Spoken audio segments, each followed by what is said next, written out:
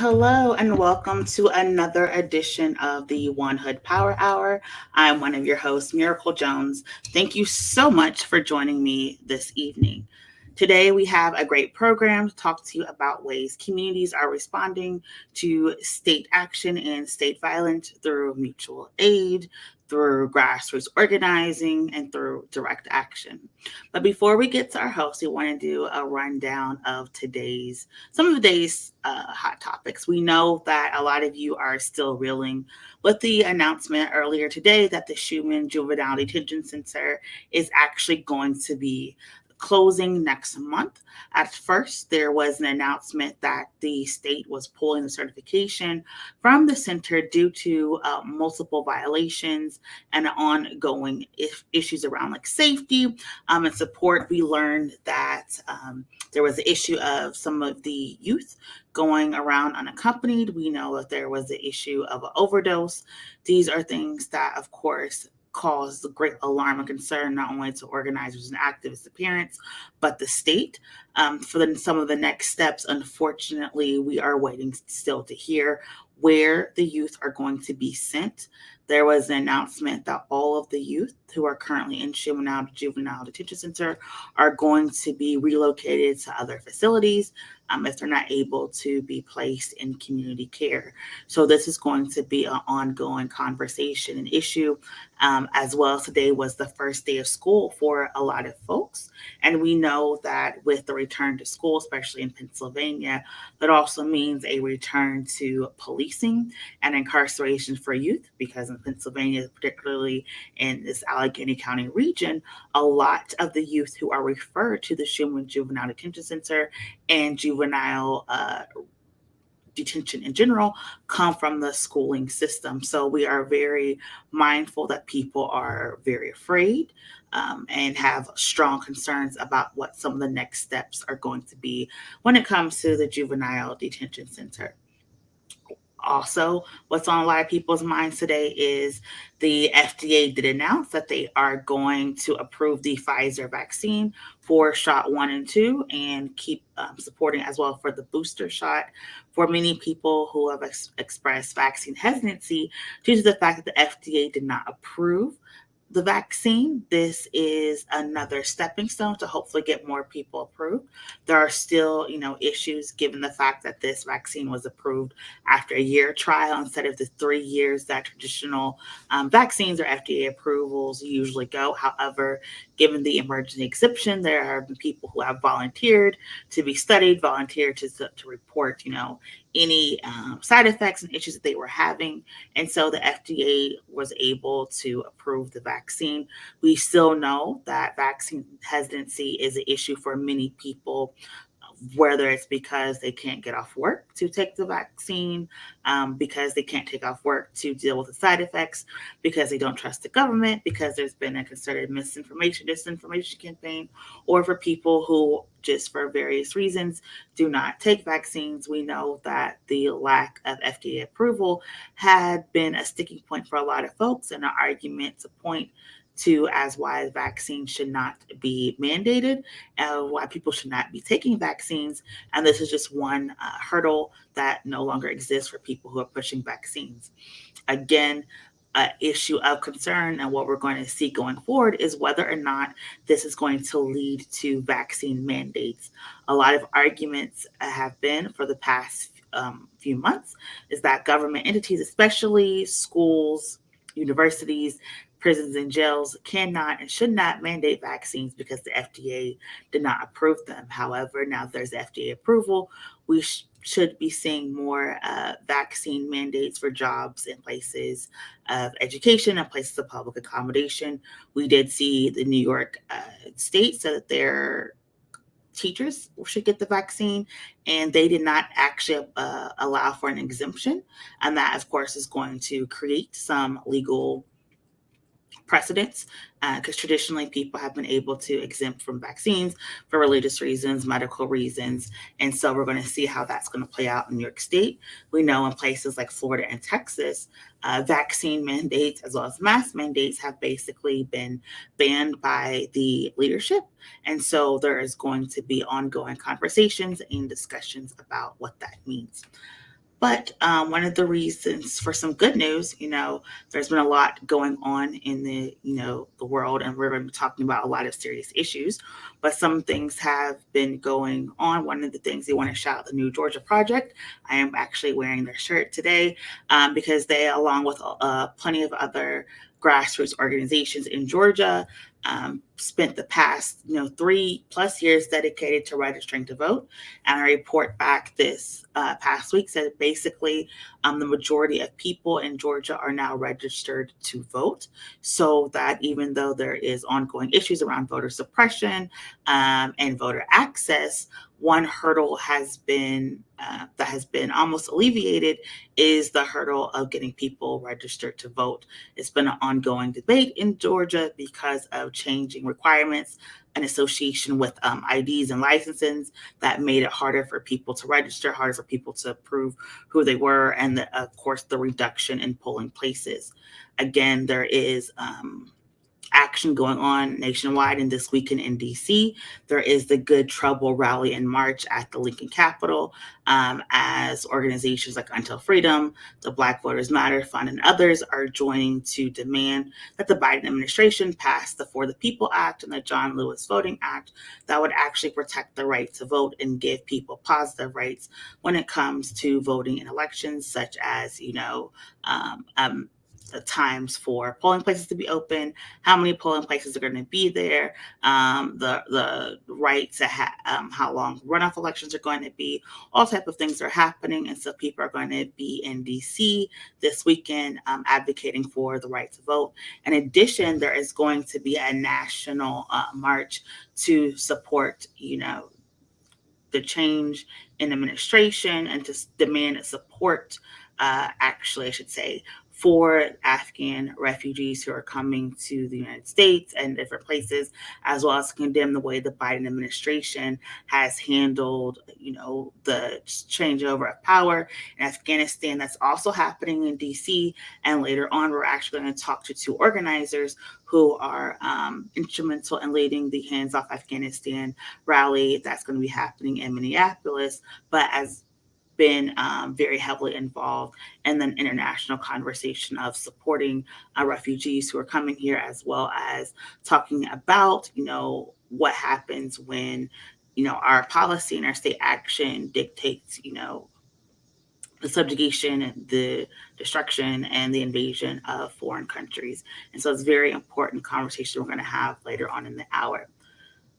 Additionally, like I said, today, is the first day of school. Over the weekend, organizations like Made It, PPS, gave hundreds of backpacks away to local students, gave free haircuts, free food, free back to school clothing. And so we do want to honor and uplift all the local organizations that are basically coming in and standing in the need to make sure that the youth and the students are prepared and being able to be kept safe as we return to the school. And talking about keeping people safe and community organizing for education, our first guest comes from the newly established Young Black Panther Party of Pittsburgh.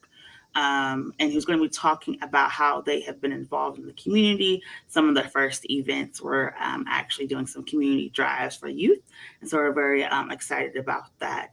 We know for the past month and a half, a lot of PPS parents have been on edge trying to figure out when school is starting, what's going to be the next steps, what is going to be the safety plans, what is the vaccine, mask mandates or requirements to have, teachers and students prepared and safe as they return to class. hundreds of you showed up and gave comment to the local school board meeting that resulted in a week early start for the local Pittsburgh Public Schools, and to talk about what is happening on the Pittsburgh Public Schools, why one of the largest school districts and one of the most supported financially school districts are having such issues. It's going to be Elise Pinchback Johnson from Black Women for Better Education, who's going to be talking about some of the groundwork that they have been doing to make sure that students have the opportunity to go to public classrooms and public schools that are safe and provide culturally competent programming and curriculums for them, but especially in this time that COVID-19 is rising, and what does that mean for the future and going forward, especially as we are trying to avoid another lockdown in this county. And as parents have said, they do not have the resources or the capacity to do another year of in-home instruction. And then, like we mentioned earlier, we're going to talk to two organizers who have been very involved in the Hands Off Afghanistan movement, Nasreen and Awash, who are coming from, again, I said, from Minneapolis, to just talk about why some of the issues and policies have impacted so many people, and it's causing them to call and to head up this rally this weekend. Like we said, there's a lot of issues going on, and we want to look at what people are doing and how you can get involved and how you can support these local organizers no matter where you are. And so we're going to go ahead and get started with our program, and we're very excited to welcome Chairperson Jabari to the One Hood Power Hour platform. We're going to go ahead and bring him in as he's going to talk about the Young Black Panther Party in Pittsburgh. How you doing? Thank you so much for joining us this evening. And I know, like you said, you are one of the many youth who are going back to school right now. How are you feeling, and how is your institution making you feel at this moment? At this moment, I feel pretty safe with it. Honestly, we have a mask mandate in our school. Every time you're in a building, no matter what, wear a mask. Obviously, don't wear a mask if you're eating and drinking, but wear a mask. They even having a vaccination drive, I think, in about 4 or 5 days for the Pfizer shot. So, I mean, I feel confident. We're evenly spaced out, and so far, I haven't seen too many people try to fight the mask mandate. Every student's wearing a mask, every adult's wearing a mask. So, I mean, I feel confident in it. Like I mentioned at the beginning of the program, the Young Black Panther Party Pittsburgh, you recently did hold a drive to provide support and resources to youth. What caused you to do that? Usually around this time of year is a struggle for parents to find school supplies, and well, especially in this COVID year where like all supplies of any kind are very strenuous to find. So me and our chairperson Amani decided like, well, we should hold an event where, because most college students or people who just left high school have leftover backpacks or pencils or notebooks and paper. So we decided to collect all that. We received monetary donations from people and bought school supplies, and had a little event in Alligator Commons where I didn't keep track of how many people came through because that's not really the point. It was just passing out wherever school supplies were needed. We I would say we nearly sold out all our supplies in like 30 minutes to like an hour setting up, and we had some stragglers here and there, but usually it was definitely kids and especially parents saying thank you. We actually need this. Thank you. I'm gonna spend money. I'll go out like, and it was good to give back to the community that way. It wasn't our first event at the Allegheny Commons, but I think this one was like a definitely bright spot for our events. I know, unfortunately, a lot of people were introduced to the Black Panther Party. I say reintroduced with Judas and the Black Messiah that came out, last year. But what is your Right. organization? What caused you all to form this in this region? And what are some of the things that you hope to accomplish? Well, we're just one chapter of the Young Black Panther Party. We try to distinguish ourselves from, the Black Panthers. We share a namesake, but the young part is pretty much focused on trying to involve more younger people. And by younger people, we mean like millennials, Gen Z, or people who just are not technically, I guess, boomers. That's why I try to distinguish myself with, because really, really young, the future of the country, especially our young Black youth, we are not seen or not really held to a standard of, what I'm trying to say, of accountability sometimes, or even just credibility of like, oh, you guys don't want to do anything. You guys just want to play on your phones all the time. You guys don't care about the future. But that's not really the truth. A lot of us do care about the future. We want to be politically active. We want to get back to our community.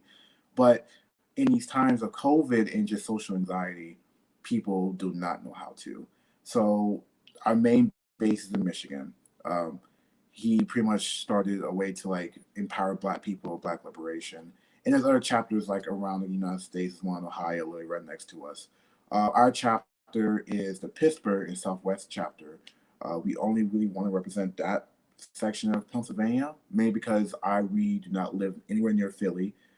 Because Philly from us is 6 hours, and I cannot tell you what people in Philly feel about things and situation in their city. But I can definitely tell you what's going on in Pittsburgh, at least southwestern Pittsburgh.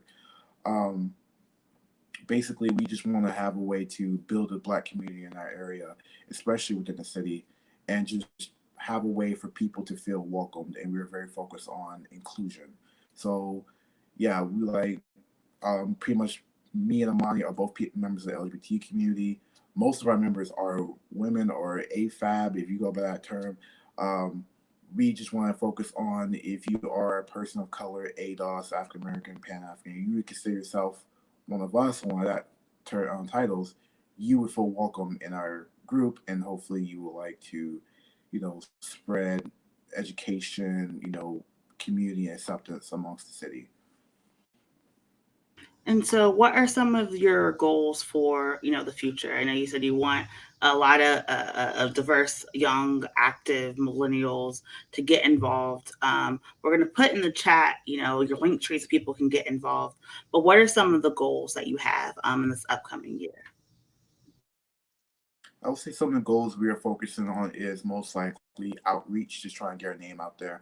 Obviously, we want to reach more young people, not just millennials, maybe the older millennials, maybe the younger millennials, but we kind of really do want to focus on Gen Z, because if the election shows us anything, that Gen Z could swing a whole election, especially with our Black women. Um, we really want to focus on younger people. The youngest we could actually recruit in our organization as a whole is 16.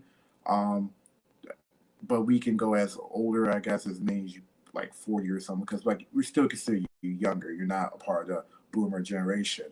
But yeah, we just want to focus on more young people who want to feel heard, who want to get back to the community, who've experienced the wrong and the damage of older communities, like at least our community, that like the homophobia, the analyzed racism, the misogyny, the misogyny. I mean, come on, like even for me, I used to be a kid who considered to be an Oreo, because I love professional wrestling, I love rock music, and I, wasn't considered to be Black because of the interests I had. Um, and I think, especially with this organization, it was being pro-Black and learning my heritage and learn the history of the Black Panthers. It made me, not made me, but had me a way to learn that you being Black is more than a stereotype. You being Black is more than what you blasphemous in your car, or what clothes you wear, or for what religion you are, what region you are of the country. Being Black is not a monolith. You are Black if you're, African American, or you're half African American. You're African American. If you have African American blood, you are Black. Point blank and simple. And it's just, we want to incorporate a lot of people, so our focus is mainly on just outreach and just trying to connect the people and make a connection to people community, especially young people. Mhm. And you talked a little bit about, what led you to join the organization, and, finding, solidarity and identity, and reaching out to people, along the diaspora. What has been for you one of the best things about joining the Young Black, Panther Party, and what do you want other people to know about your organization? I said the best thing I found about is this community because it's obviously as national leaders. Within us, I feel like it's not hard to find. It's kind of hard to find other young, emphasis on the young part, black people who are very much in in tune with politics. As much as you want to say politics isn't real alive, unfortunately, for people who are descendants of slavery or descendants of discrimination, politics is our lives. Every piece of legislation that goes through, every policy that's even announced could affect our way of living on any given day. It's hard. It's nice to find that community and talk more and be focused on pro-black issues that just generally it's just a great space to find people who are not, are but who are pro LGBTQ, pro Black liberation, who are want to just build people up no matter who you identify as, what your name is, and not so straw picky or like, oh, you don't like this or you don't dress like that, so you ain't black. It's more like you are black and you have an opinion. So what's your opinion? That's what I like about the group so far. Now, hopefully, we can carry that message and that acceptance across all the chapters. And what I want people to know about our chapter, basically, at least the organization in general, is that we are severely like nonprofit. No one's making money off this. It's like completely volunteer. We just want a way for our community in Pittsburgh, especially, to feel like someone cares, someone frankly wants to help you, wants to give back to you, and is there for you. It's just basically we want to have your back. Hopefully you have ours. No matter what you identify as or the stories you go to, or you may feel like, oh, I'm not black enough. It's like, no, you are black enough. You are black. There's no such thing as black enough. So it's just, I just want you to feel like you're accepted here. Hopefully you feel like you have a way to reach out to people who are most likely like-minded. Yeah, thank you for that. And as we wrap up, how do people get in contact with you? How do they follow you? Again, we've posted your link tree, but for people who may be driving or just listening, can't run to the computer right now, how do they get in contact with you? We our main two sources of information are it's Instagram, obviously, the Young Black Panther Party _Pittsburgh. You can also probably find us in by our bigger chapter because our main chapter he has us all listed, and also on Twitter as TYBB _Pittsburgh. Also by Linktree, we try to fly around Pittsburgh, so you may see our QR codes around certain places, posters. We will probably most likely also have another event, a community event in the future in September. So you may see us there. I wouldn't say TikTok too much because TikTok doesn't seem to like black creators too often, and yeah, it's just how it is. But we will try to get out to you as far as possible. But if you just simply typed in Young Black Party, you probably find one of our chapters in your state or your area, and you'll see Pittsburgh right there. So All right. Well, thank you so much for joining us, Chairperson, and good luck to you in college. Please stay safe, and we wish you all the best with your organization and your future educational endeavors. thank you. Thank you so much. And again, that was Chairperson Jabari from the newly created Young Black Panther Party of Pittsburgh, who was just talking about the organization, how you can get involved. And keeping on the subject of education, we know for so many parents, this past summer, this past year has been a roller coaster, to say the least. And, just trying to figure out when your children are going back to school, what are the support and resources, has caused a lot of stress and questions. And one organization that has kind of taken the education field by storm has been Black Women for Better Education, which are a group of concerned, mothers and community members who got together and really began to push for change when it comes to education, particularly in Pittsburgh, up in Pennsylvania. And one of the organizers are joining us tonight. Alice Pinchback Johnson from Black Women for Better Education is going to be joining us to talk about what has been going on for these past couple of weeks.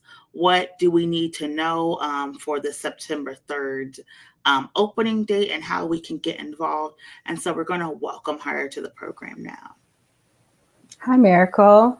Hello, hello. How are you doing? I'm doing well. How are you today?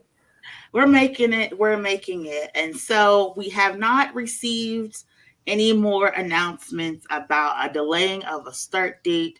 But when it comes to the start of PPS, can you just catch us up to speed about what you know and what parents should know about starting on the third? Sure. We know there's been a lot of changes in the past couple of weeks. So school calendar was approved back in March or so with an August 25th start date. And then a couple weeks ago, there was an announcement made to the media about a September 8th start date, which kind of spawned protest and a lot of testifying at the public hearing. And where the district landed last week at the special legislative hearing was that school will be starting on September 3rd. And so that's where we are right now. There's still an outstanding issue around the start times. The district is trying to move towards a tiered system where there are some 7:15 start times, I think some 8:25, and then some 9:10. And that is supposed to be to offset some of the issues with the transportation shortage. That is going to be voted on at the legislative hearing this Wednesday. It is apparently tied into the teaching contract, the Pittsburgh Federation of Teachers, the teacher union contract. And I think the ratification of that is happening as we speak. I think something's coming out about them ratifying today, and then the board will be able to vote for it or against it on the 25th, this Wednesday at the legislative hearing. So that's where we are with start times and the start of school. I know folks have also just been trying to navigate the issues around transportation. Walk zones have been increased. So students who may have typically been offered bus service in the past are now considered to be walking students. And then also there have been quite a few students in middle schools and other areas who are now being given Port Authority transportation and will need to take Port Authority. And we know there's been a lot of concern about families just feeling like that is not a viable option for their students for a lot of reasons. And so, we'll see. And then, of course, all of this is happening as we're navigating rising COVID numbers. We've seen around the country, there have been schools that have gone closed or have temporarily closed, or students who have had to quarantine in large numbers. And so all of those things are happening as well. So just a lot. I am a parent. I'm not the parent of a school-aged child in Pittsburgh Public School. I do have stepdaughters in other districts, some of which have started back already, some which are starting very soon, and just so concerned. I also, my stepdaughters go to districts where there are mask optional policies, and so of course that's concerning for me as a stepmom. Pittsburgh Public Schools does have a mask required policy, I think, which is a step in the right direction. But a lot of things on the minds of families right now as it relates to just the start of school. Yeah, and can you talk a little bit about what information has been passed out, particularly around this Pittsburgh Port, Authority partnership? Because it was released in a tweet, right? There was a tweet sent out and said, "Hey, we're very excited to work with PPS about this," but there's not a media report, and a lot of parents didn't know about it. And with that, can you also talk about what it's like for some of your parents to learn things through the media, and what has been the communication between the school board and the community at large? Yeah, it's been tough. Communication, I think, has been an area of growth for the district for a very long time. And so, even with the announcement with the school start date, the justification is, well, the media has a larger reach. And so, we wanted to use the media as a platform. And then I know it was followed up with some robocalls and some other literature. I think some people have gotten some things in the mail, but some of the things that have come in the mail had the September 8th start date. And we know that was changing. So, just a lot of confusion around the transportation, even with Port Authority. I know that there was an initiative around getting parents tickets or a bus pass to ride along with students. But, is that for the whole year? Is it for a couple of days? How does that work? Then there's also a release your seat initiative where families who can give up their seat on one of the yellow buses can be reimbursed. But apparently there are some caveats around there. So a lot of just confusion for folks.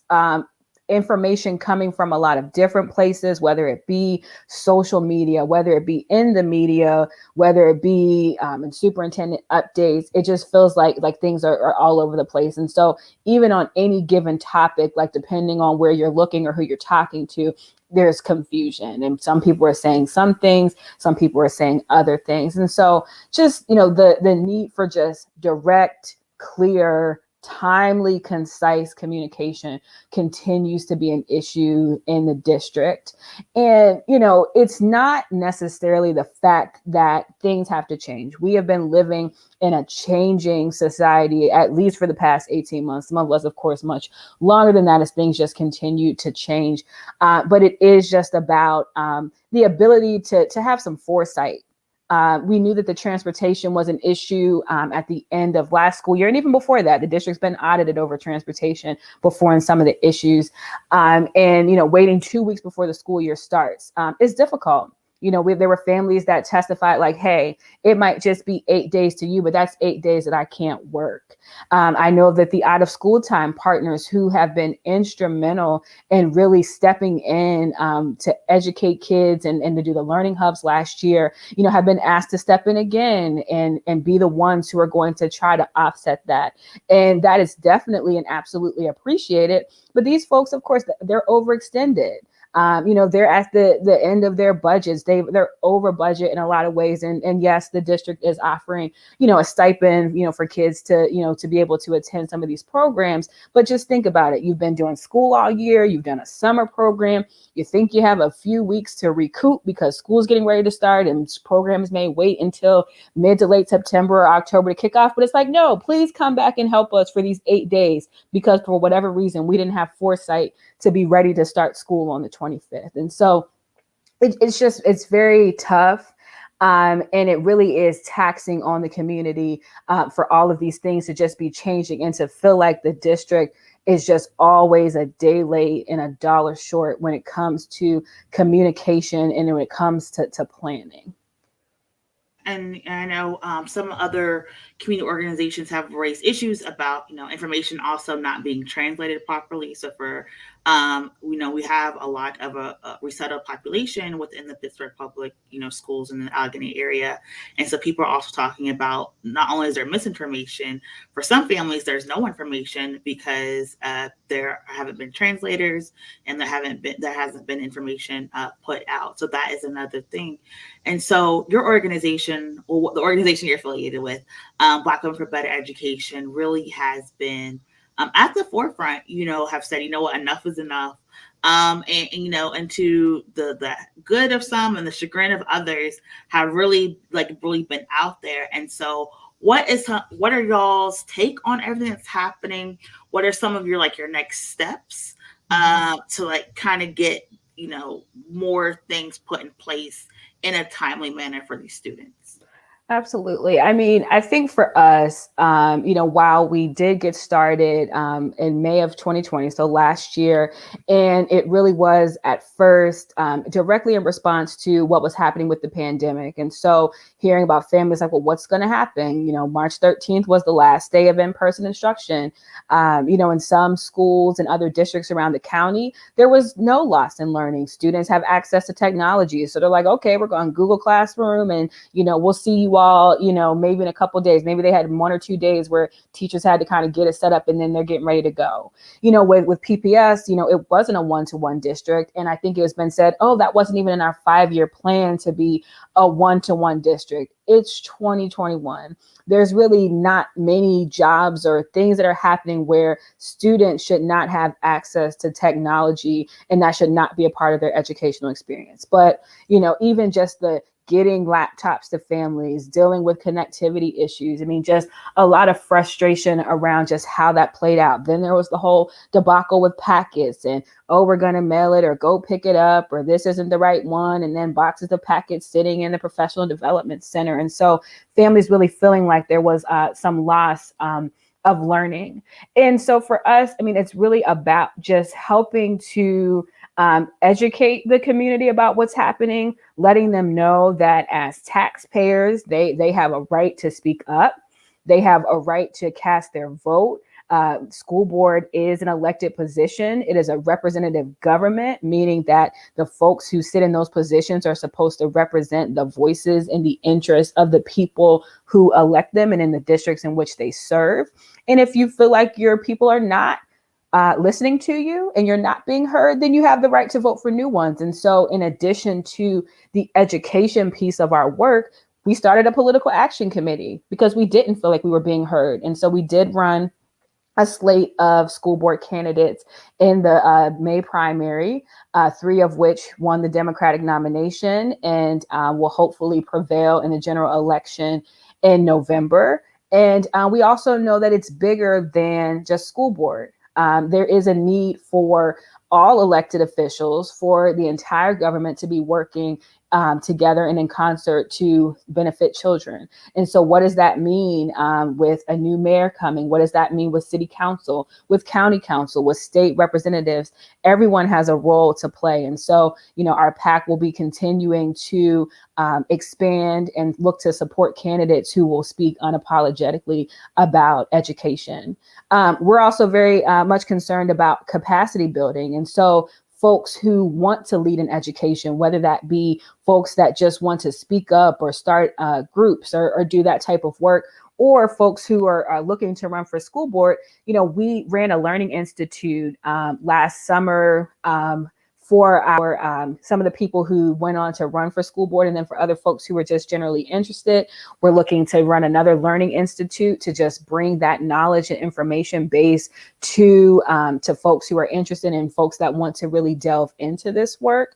And so those are some things that you'll see on that education, capacity building, communication side, and then really just allowing people to really just express themselves in the way that they want to.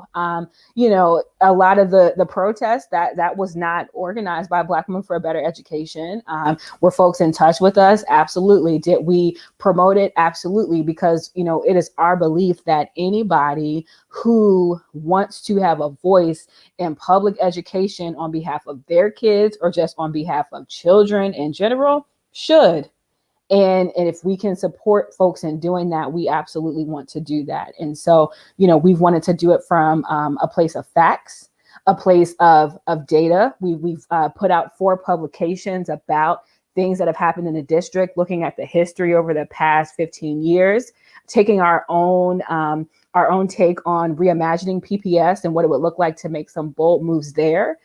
We've talked about the need for new tactics. So we know that we stand on the shoulders of giants.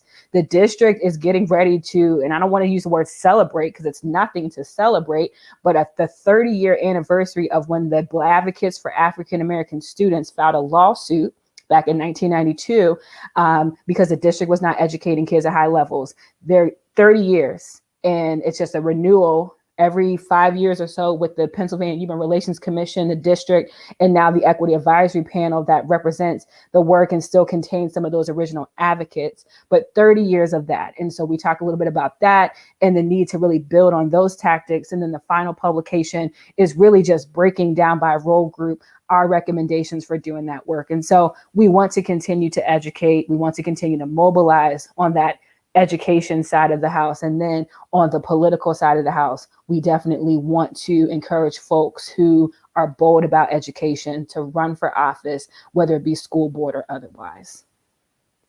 Perfect. And as we wrap up, how do people get in contact with you all?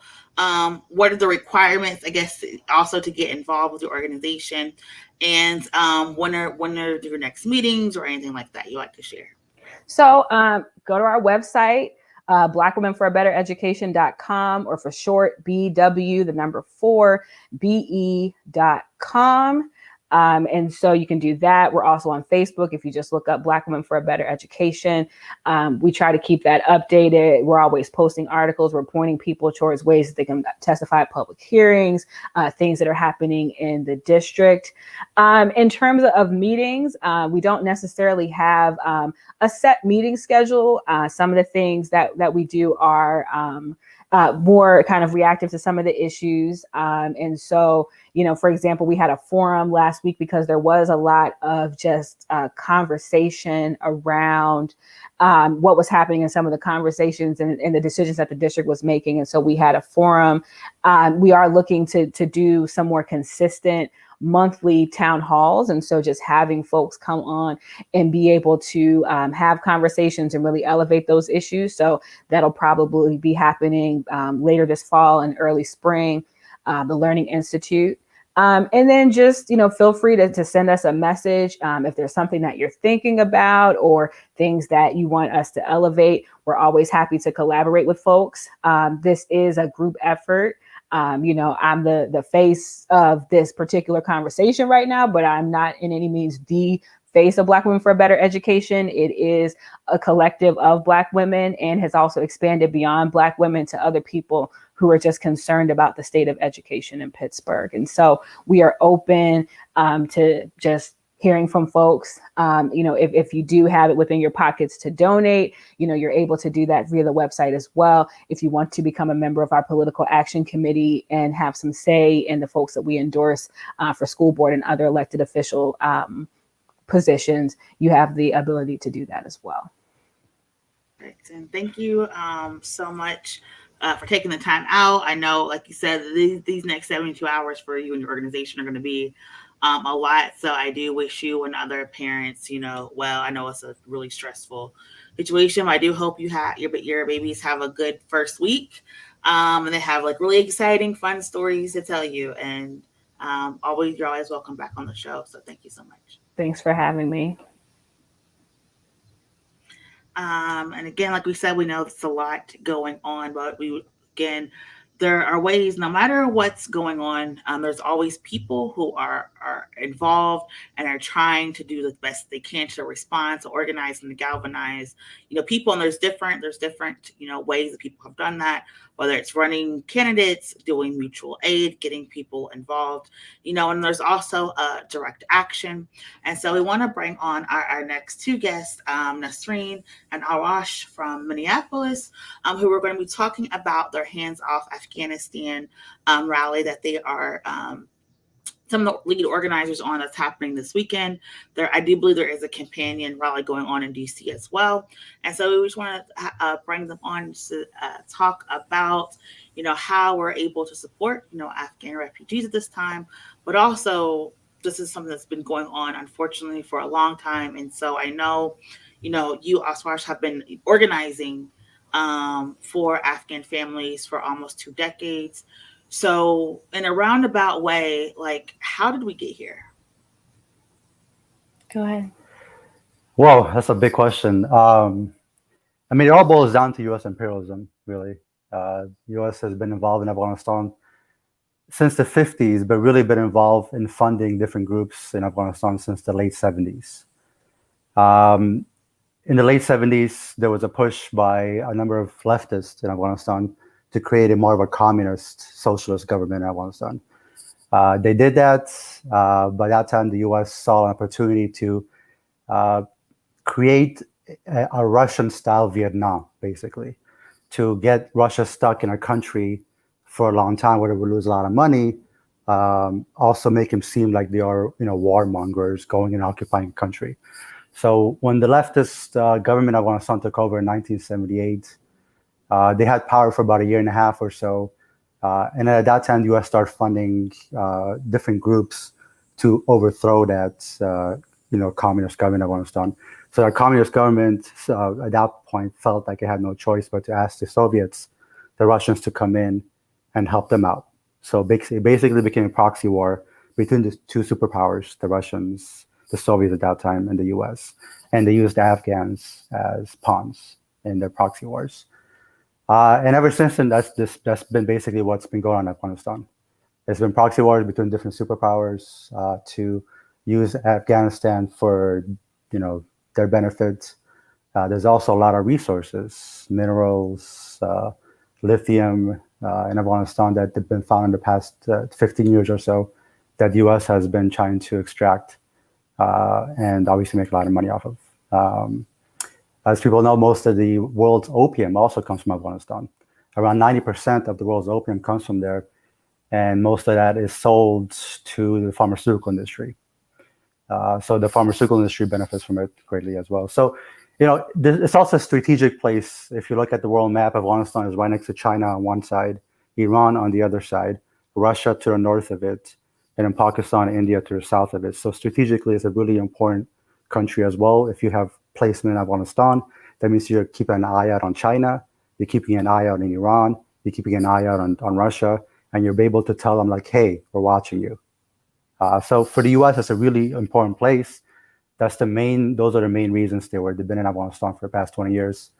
And the unfortunate thing about this whole situation is that the people don't really know. The U.S. went in there kind of, creating this narrative of we're there to save the poor, helpless Afghan women because these, dark, savage brown men are there to suppress them.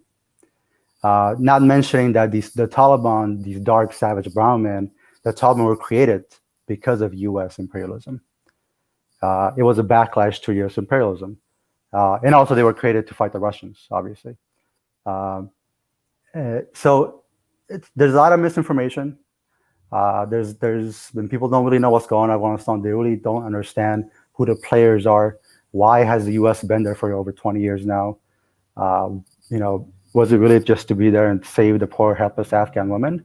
Or were there more reasons? And I think the media has done a great job of spreading misinformation and or just not giving enough information about it. So I think what's going on, what's happening in Afghanistan recently with the U.S. pulling out suddenly and then the Taliban taking over, a lot of us are just have had enough, A lot of us are like, we need to start getting the word out. I mean, obviously the government is going to do what they're going to do. The warmongers are going to do what they're going to do. Maybe what we can do is at least spread some awareness to everyday folks and see if we can get at least some public attention towards it where they can sway these politicians one way or the other. Thank you for that. And part of that awareness is the rally this weekend, the Hands Off Afghanistan. Nasreen, can you talk a little bit about what the rally is and what you hope to accomplish on Saturday?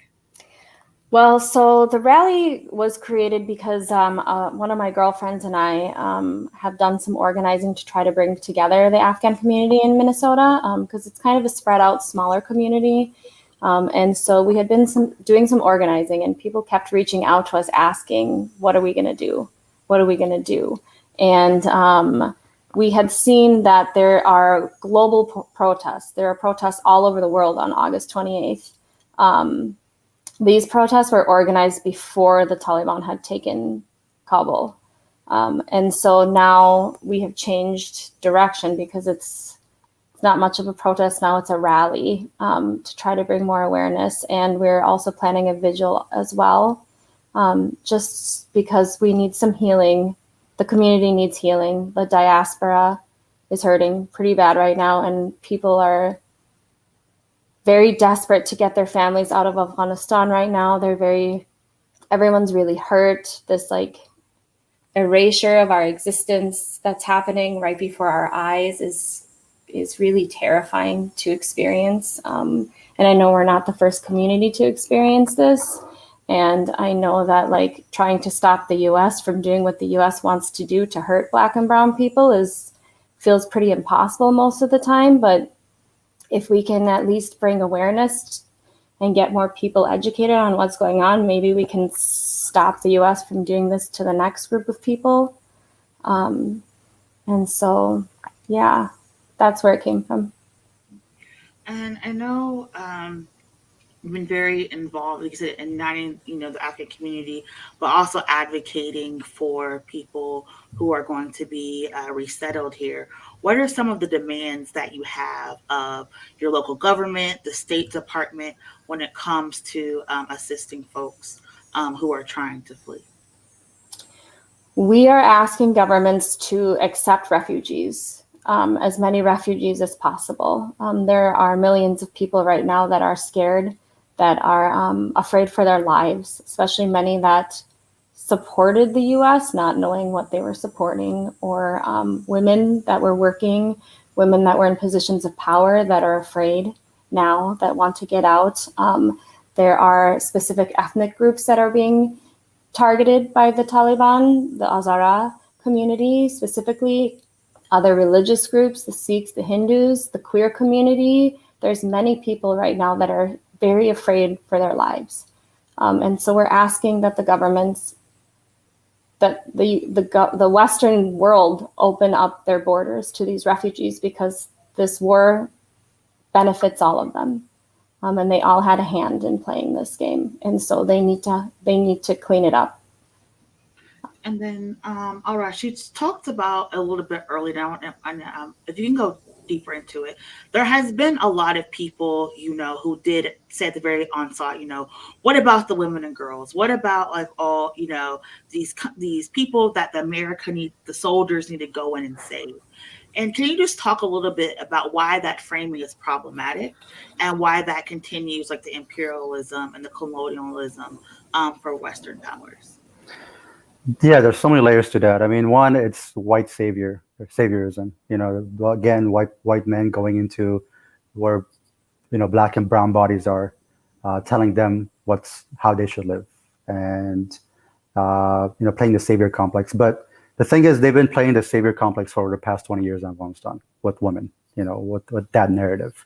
But if you actually look at what's been happening in Afghanistan the past 20 years, the situation for women hasn't gone much better. Except Yes, in Kabul. In Kabul, in the big city, there have been more opportunities for some women to get certain type of jobs, get some more opportunities, go to school.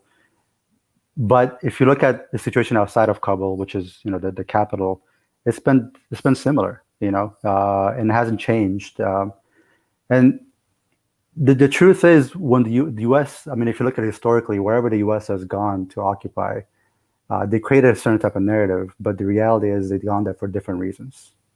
It wasn't for a benevolent reason. They're in Afghanistan for what they can get out of the resources, for the pipeline that's coming from the sea into Turkey and Ukraine and Europe, for the opium, for, like I mentioned, all the minerals, and also for the strategic placement of having the U.S. military there. So those are the reasons the U.S. has been there, and they've played a false narrative, and they fooled people. And I don't think it's a false narrative. I think what they did was weaponized what was happening to the women to sell an excuse to go and do more, to create more violence against the Afghan community. The weaponizing of what was happening to Afghan women was used as an excuse. Ultimately, there was no desire to help the Afghan women. There may have been NGOs that went in to do that work, but that wasn't the U.S. government. 100% agree. And you talk about, your desire to make sure that this doesn't happen again. And we're the world, Tigray, Palestine, we know the whole world is in, this violent conflict. Why is it so important that people pay attention to this language to avoid, having these situations be supported at home? Because, one of my professors used to say, Americans love war because war has never been our experience, right? And so it's very easy to sit there and say, okay, we're going to go abroad and do these things because we never experienced it. So we can fall, we're very subject to this propaganda. So why is it very important that we pay attention, that we talk to people from regions who are impacted, and that we demand from our states leaders to not support and fund these wars and invasions? I think because this keeps happening over and over again. There's always a boogeyman that we go and have to go in and save, or I don't know, whatever we have to do. We always create an excuse, and but it's usually, if you look into it, it's always similar narratives that keep playing out in history over and over again. And I think if we start paying attention to these things, we realize it's pretty much on repeat.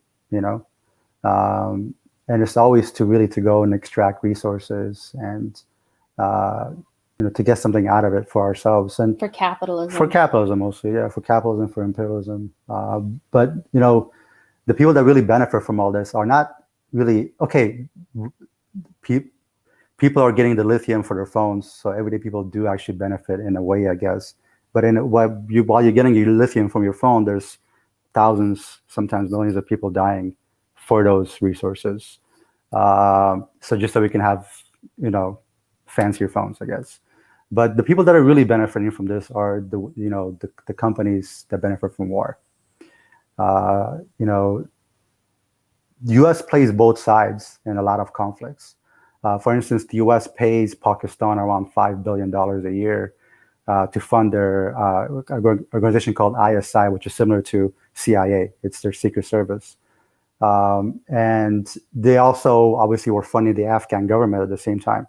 The ISI was taking most of that $5 million and giving it right back to the Taliban. So that's where the Taliban get most of their funding from the ISI. So the U.S. knew exactly where the money was going, obviously. The intelligence service in the U.S. knows everything, obviously. So, they're playing both sides to create instability in Afghanistan. And throughout that instability allowed them and gave them an excuse to stay in Afghanistan. Besides saving the poor, helpless women, it was also, hey, look at this Afghanistan. These Taliban are over there. We have to stay over here. We have to, keep our military over here. But after a certain point, the U.S. realized that it was losing too much money by keeping the military over there. So now what they want to do is they put their mercenaries. So all these private companies that are extracting the minerals, that have the pipeline going through, now they have private mercenaries that cost a lot less for them to keep in Afghanistan. And they've made backdoor deals with the Taliban to allow them to stay there, while the Taliban get a kickback, obviously, from everything that U.S. extracts. Not just the U.S., also other multinational companies that are throughout the world. They extract minerals, but and then the private militaries stay there to protect those companies that will extract those minerals. I also disagree with Americans don't like war because they've not experienced it, because I feel like the Black community and the indigenous communities in the U.S. have definitely and still live in a war. Same with our brothers and sisters south of us. Like, this is not new. This is the same thing the U.S. did to them. And so I don't agree with that statement, but I'm hoping that we find ways of uniting as communities in the pain that we've experienced through this and come together and become stronger. Yes, thank you so much for that reminder. And as we wrap, how can people get in contact with your organization? How can they support you? And how can they get more involved in your work going forward? We created an Instagram because a lot of people are asking how to support the refugees. And right now we're still trying to get into contact with the location that they're going to be dropped off at. But if you follow at Hands Off Afghanistan on Instagram, we are going to be posting updates on there. And we do have someone in our local community that is collecting funds and is collecting donations, material things that someone would need if they're coming here. So all that information is on the Instagram page. All right. Well, I do thank you both for taking the time out to talk with us. Please keep in contact with us. And if there's anything that you need, please just do not hesitate to reach out. Thank you. Thank you so much. Thank you. And again, we want to thank you all for joining us today for this episode of the 100 Power Hour. Over the past, year, we've talked about situations in Tigray, situations in Colombia, situations in Palestine, situations of conflict across in the world. And there's been this reoccurring theme of imperialism and colonialism and white supremacy. And I think it's very, very, very important as we move forward and we talk about this ever-changing, ever-growing society and the times of COVID-19 where we are, more politically and civically aware and engaged, that we actually take this knowledge and demand, more. And part of that is, supporting like anti-war movements, supporting, the lack of invasion, the lack of military prowess, but also making sure we're supporting communities, making sure we're not giving fodder and pretext to further harm and violence. It's very important. So I do want to thank Nasreen and Awash for joining us this evening. We want to thank you for turning into the One Hood Power Hour, and to remind you, there's a lot of stuff coming up for our shows. If this is the first time tuning in, we have programming constantly to try to engage and inform. Tomorrow we have What Black Pittsburgh Needs to Know. It's going to be on our One Hood channels at 2:00, just talking about a lot of issues. On Wednesday, we have This Week in White Supremacy. It's a conversation for our podcast that we do Wednesdays at 6 p.m. and we talk about white supremacy as a thing that happens, but as a thing that we can actually fight and organize against. On Thursday, we have On Tilt, where we talk about the state of Black mental health. It's Thursday at noon, and our host, Julius Boatwright of Still Smiling and Mama Brown, talk about ways to support your mental health in ways that we can just keep each other safe and ourselves safe at this time. Also, at One Hood Power, we have heard the call. You've asked us to get involved, to do education, to do a lot. So we have a lot of events coming up your way. Labor Day weekend, we actually have a campaign kickoff event that's going to be at the Entry Garden in Highland Park. This campaign kickoff launch is where you can actually come and meet a lot of candidates who are running. We have judges, we have county council, we have people, we have sheriffs, we have a lot of people running for office. We have mayors, coming through. We've invited folks to come out to meet y'all. So please come through. This will also be streamed online. We understand with COVID-19, we want to make sure people, are safe. So please wear your mask. Please, socially distance. But also for those who don't feel comfortable coming out, for our speakers, our speaker portion is going to be live streamed. In addition, to keep on the conversation about, electoral politics, we are actually going to have a series of candidate forums starting next month. We're very excited. We have our statewide candidate fall forum that's going to be live streamed and in person. Given the rise in COVID cases, a lot of stuff is going to be on our live, but we do have a studio space where we're going to have people come and socially distance and ask questions, because we believe for Black and brown people who believe in electoral politics, we should have the right to question and to question authentically people who are running and demanding our vote. In addition, we talked a lot, and I'm not sure if we've been able to pull this flyer up because it's in it late. On Sunday at 2:00, I'm hosting a conversation called TGIF, a conversation on how tear gas harms our community and how less lethal munitions are not actually less lethal, with Quinn Cozens, Will Sands, and Mahaba Khabib, who is actually a lawyer and organizer from Palestine, who is going to be joining us. We know that our local council our county council actually approved, support for these less lethal munitions. And one of the caveats to getting rid of a mandatory or permissible solitary confinement at Allegheny County Jail, the warden has asked for training for these less lethal munitions for his staff. And so we want to talk about how these aren't actually less lethal. People have been killed, been maimed, hospitalized, and permanently disabled due to these devices. And some of these devices, especially with tear gas, are actually manufactured right here in Pennsylvania. And so we want to have an international conversation about why this is very problematic for our communities at home and abroad.